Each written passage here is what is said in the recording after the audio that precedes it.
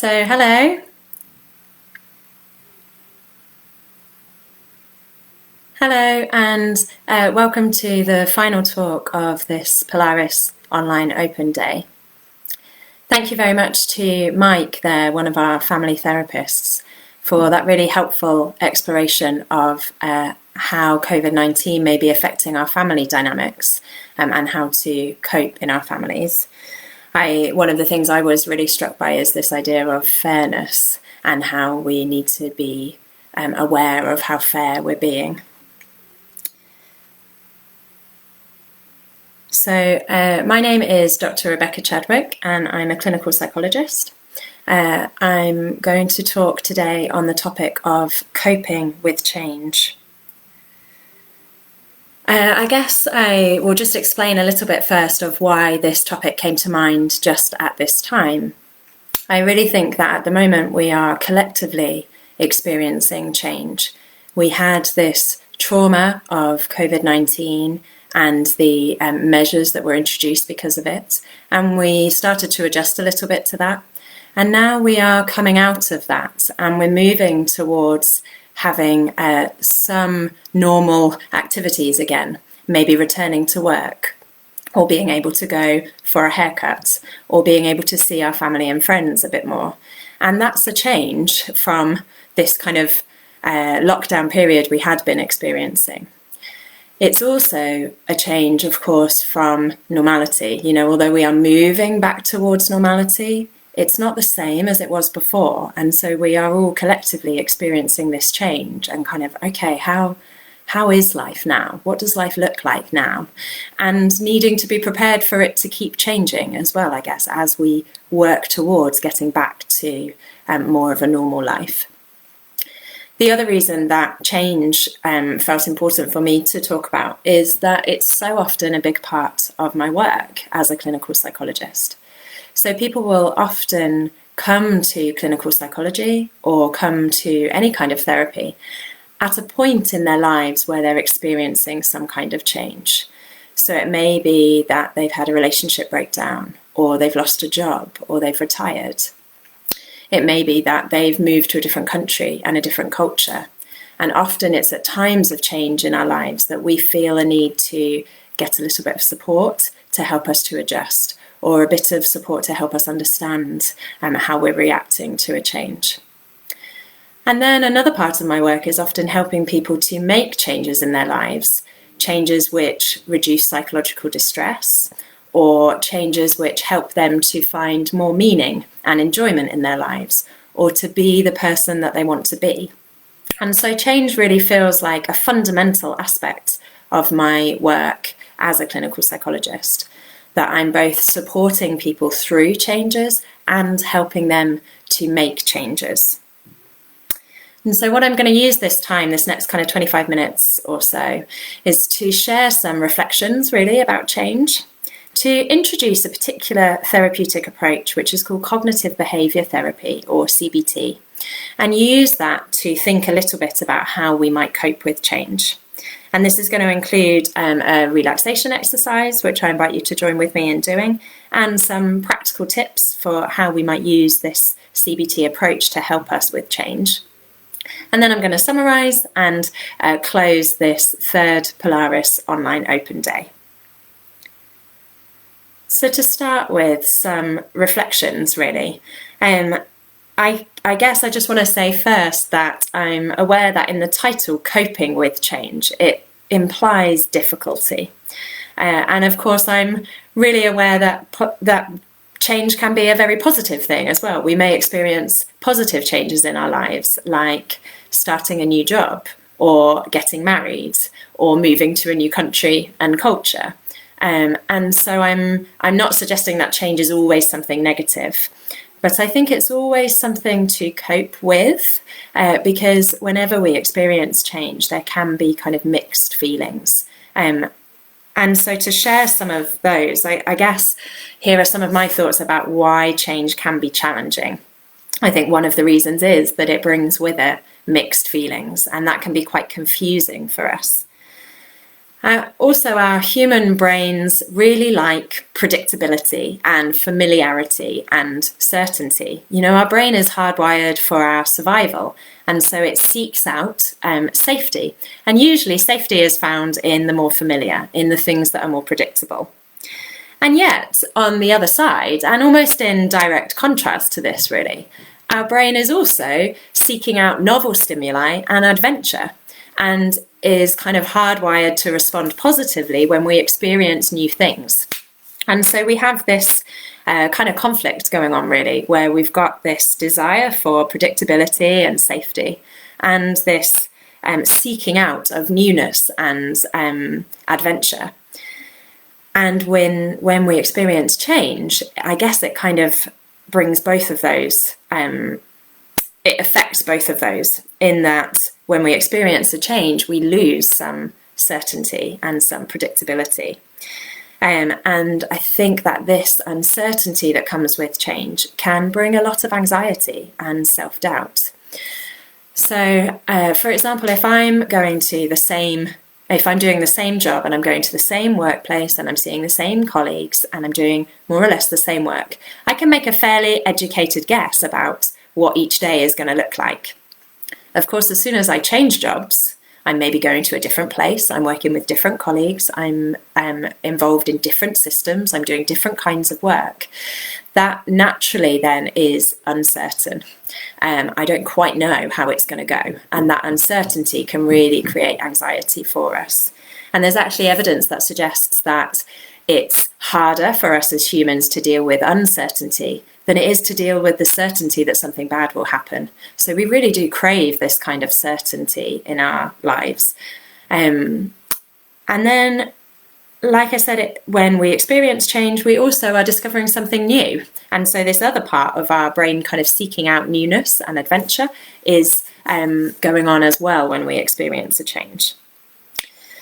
I really do think as well that with any change, there is a potential for loss. Even a change that looks very positive on the surface, like, for example, a new relationship, we might be losing something from our old lives. Or if we're starting a new job, which we could be very excited and positive about, we might be losing the daily interaction with our colleagues that we really appreciate.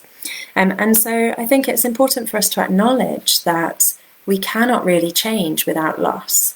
If we choose one path and make a change in one direction, we lose out on the potential to change in a different direction, and we lose out on, or we lose potentially something from our current experience. And so change can bring with it, or this loss that's associated with change can bring with it various different kind of emotional responses. So it may bring up feelings of sadness or frustration. It may bring with it relief and gratitude.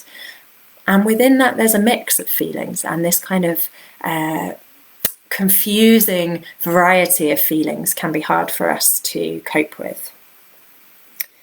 So as I said, I'd now like to introduce a particular therapeutic approach, which is one that I quite often use in my clinical practice. And it's called cognitive behaviour therapy. And what it's really interested in our cognitions, or our thoughts, and our behaviour. And it looks at kind of how our thoughts, our behaviour, our emotions, and our physical sensations all interrelate and interlink. And just to kind of explain this with a little bit of a diagram, I've got this diagram here, which I hope you can see, that in response to any situation, we are likely to experience thoughts, physical sensations, emotions, and behaviour. And a big part of the work initially in CBT is to explore what's going on in those 4 areas in response to a situation. And I think that this can apply to thinking about change, because when we experience the situation of a change or a potential change, it can be helpful for us to look at, okay, what am I thinking? What am I feeling about this? What's going on physically inside my body? And how am I noticing I'm behaving? And as I acknowledged that change can often bring anxiety with it because of the uncertainty it brings, what I'd like to do first is to introduce an exercise which is aiming to help us with the physical sensations that can arise when we're anxious. So when we're anxious, we often experience tension in our muscles. And I'd like to introduce a progressive muscle relaxation exercise, which is designed to deliberately help us to relax tension in the body. And I invite you to join with me in doing this exercise if you'd like to. Find yourself a comfortable position. What we're going to do is go through different parts of the body and tense the muscles up and relax them. Now, if you have any injuries or any pain in any area, do just skip out that part of the body and wait until we move on to the next part. If you notice pain as you're doing this exercise, then of course do just stop and wait for us to move on to the next part, or stop the exercise completely if you need to. But if you'd like to, I invite you to join with me in having a go at this exercise. So first, just draw your attention to your breath. Close your eyes if you're comfortable to do so, and begin by taking in a deep breath. And notice the feeling of air filling up your lungs. Hold your breath for a few seconds and breathe out slowly, releasing the breath. And now take in another breath and hold it. And again, slowly release the air. And even slower now if you can. Deepen and slow down the breath even more. Take another deep breath in, fill your lungs and hold the air. And then slowly release the breath and imagine the feeling of tension leaving your body. And now we're going to move through different parts of the body, starting initially with your feet. Bring your attention to your feet and begin to tense your feet by curling up your toes and curling the arch of your foot. Hold on to this tension and notice what it feels like.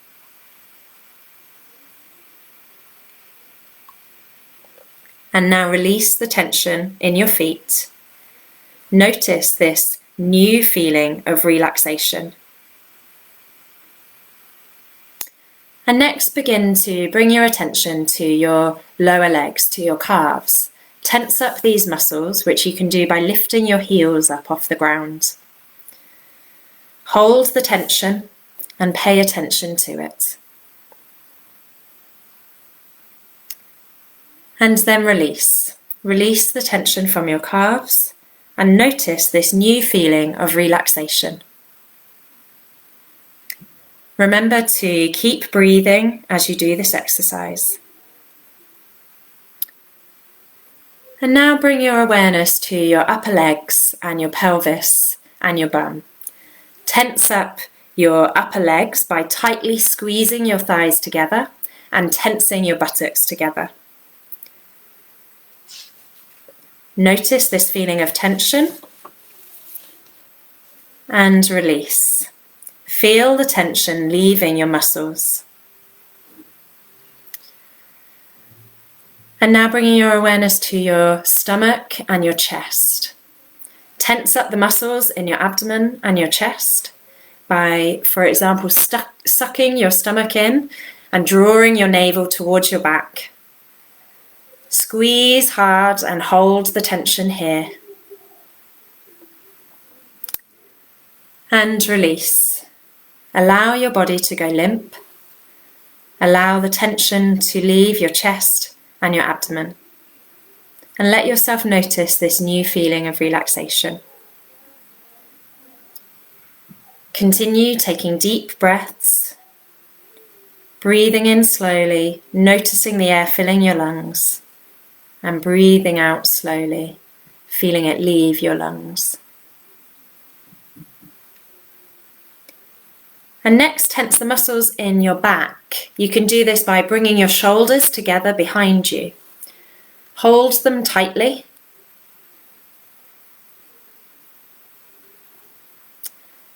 And release, allowing your shoulders to drop back down, noticing the feeling of this tension leaving your body.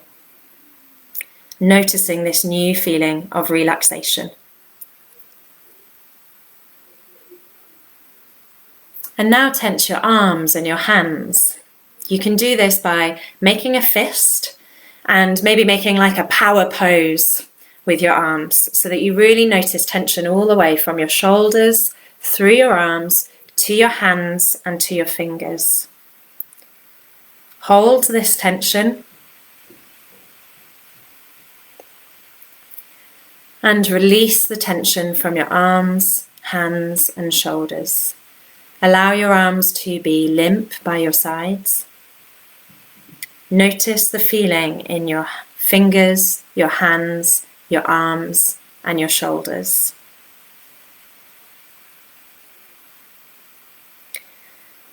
And now move your attention to your neck and your head and your face. Tense up your face by squeezing your eyes together and distorting the muscles around your mouth.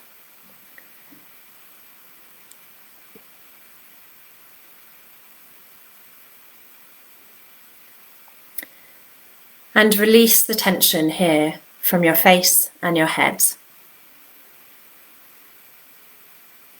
Again, notice this new feeling of relaxation.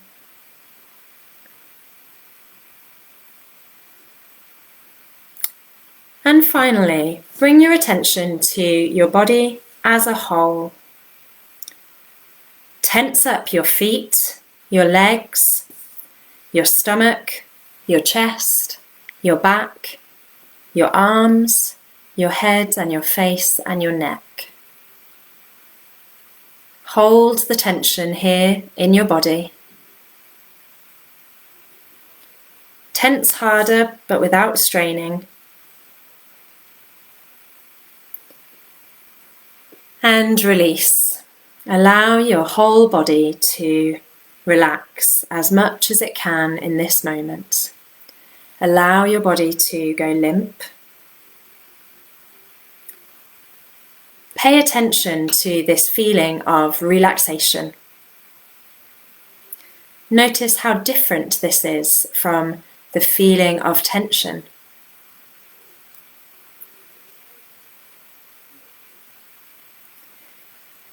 And in your own time, you can open up your eyes and begin to wake up your body by slowly moving your muscles, perhaps shaking out your hands or your feet, or perhaps stretching to feel your muscles moving again.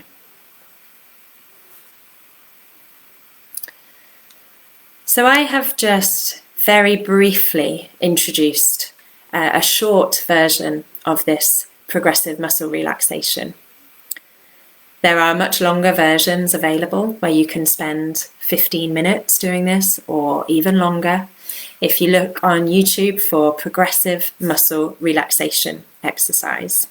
And really this exercise is designed, as I say, to help us to release feelings of tension in our body which naturally arises when we're anxious or we're stressed. And so thinking more about how we may be able to use this model of cognitive behaviour therapy with its focus on thoughts, physical sensations, emotions and behaviour. When we move into the area of emotions, I think one thing that's important for us to cope with change is to actively acknowledge the mixed emotions that we may be experiencing. And then moving into thinking about our thoughts. When we pay attention to our thoughts, we can notice if we are having any anxious or negative thoughts about the change, or if we're experiencing any kind of unhelpful thinking patterns. Now, some to look out for, particularly when we're thinking about change, is that often our brains will think about the worst case scenario. What's the catastrophe that may happen because of this change? What's the worst case scenario? For example, if I'm starting a new job, my worst case scenario may be that I'm not going to settle, I won't get on with my colleagues, I won't be capable, I will be rubbish at my job, and in the end I'll get sacked. And that might be the kind of extreme worst case scenario. And our brains naturally, because they're hardwired to keep us safe, they naturally think about, where's the potential danger in this change? What might go wrong? What's the worst case scenario? But we can use this, actually, even this kind of troublesome thinking pattern.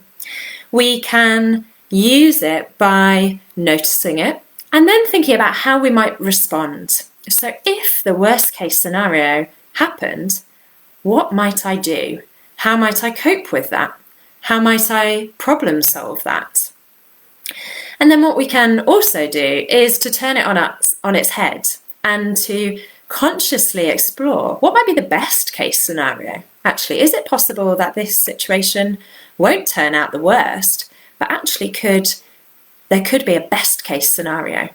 And turning our attention to that can be a helpful way for us to start to see the potential positives in a change that we're experiencing. We may also notice kind of unhelpful, rigid thinking. So we might notice that we tend to think in quite black or white terms. So we think something is always going to be this way, or it's never going to be this way.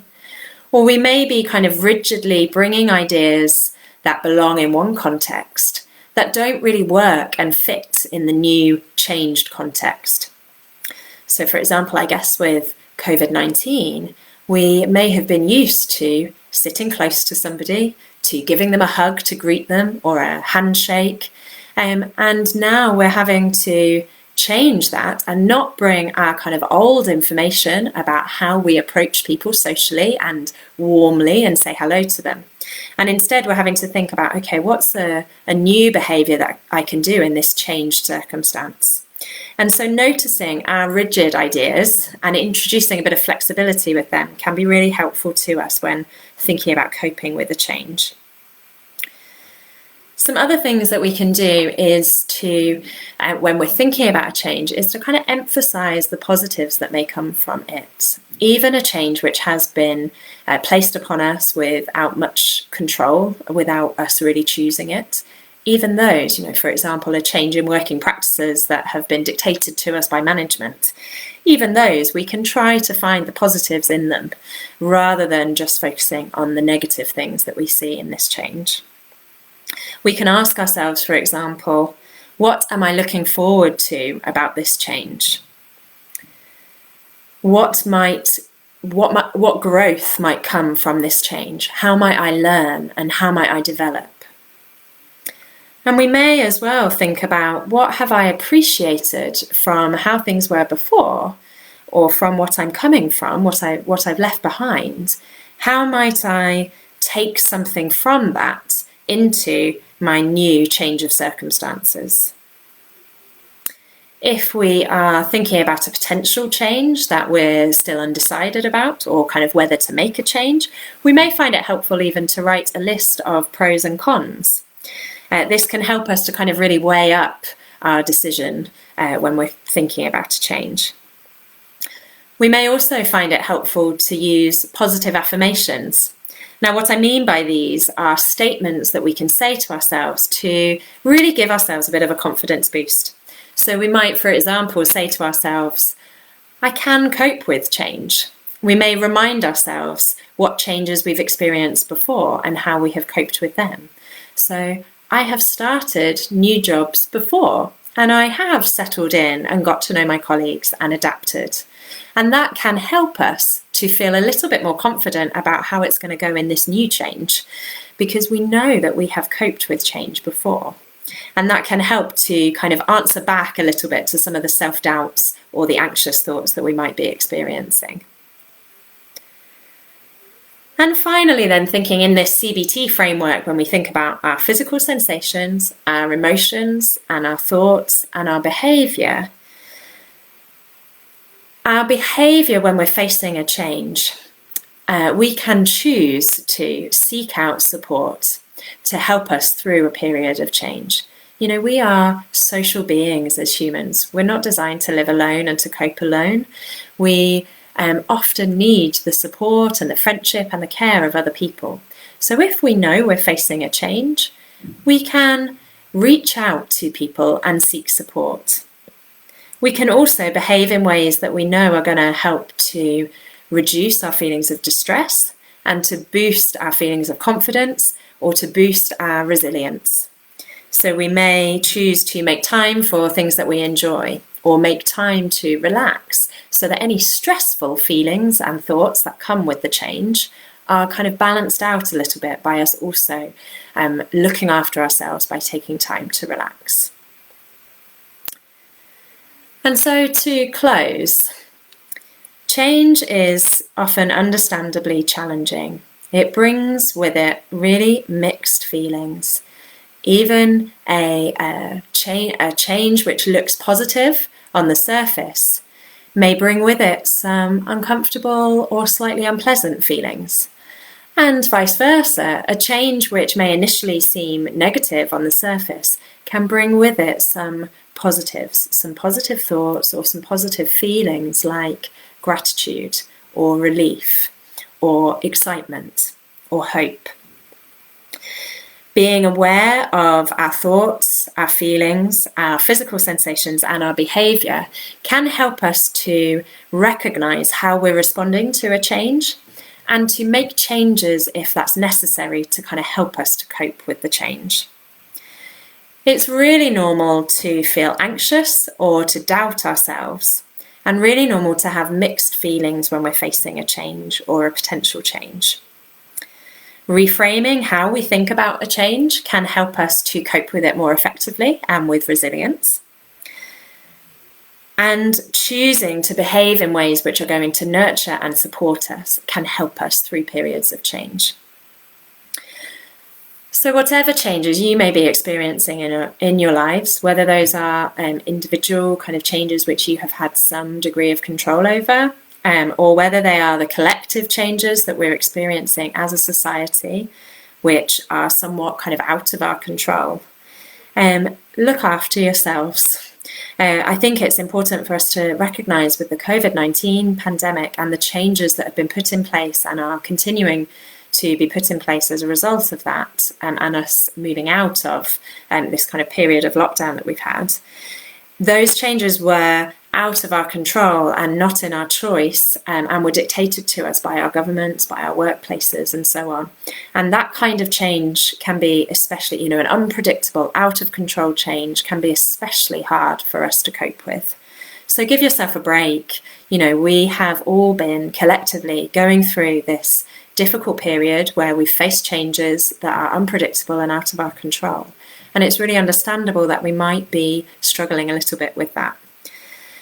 Remember that you don't need to handle life's changes perfectly, but by noticing how you are responding to changes and approaching change, embracing change with all of its mixed feelings and with all of the potential for learning and development and for growth and for mistakes, really embracing that can help us to cope. So to close, it's been really lovely to share some ideas like this with you. Like I say, I'm very aware that we are collectively as a society going through this period of change. You may well be experiencing more individual personal changes in your lives as well. Whatever is going on for you, I hope that maybe something has been helpful from this talk, or indeed from the talks of my colleagues earlier today. And if you have appreciated anything from any of these talks and you're in a position to do so, we would gratefully receive any donations that you can make to support the work of Polaris. These videos are provided, of course, completely for free, so there's really no obligation. But if you would like to contribute something, you're very, very welcome to. This brings us to the end of our Polaris third online open day. Look out for us next month when we'll be bringing you another one, I'm sure. And please do feel free to watch the videos, which will be available even after this has ended. And please feel free to ask any questions that you might want to, or make any comments on any of the videos. And those of us who've spoken and colleagues of ours will be available on hand to respond to comments and questions. It's been a real pleasure to share with you, and I really hope that you've enjoyed our third online open day, and I thank you very much for joining with us in this Polaris online open day. With best wishes, goodbye.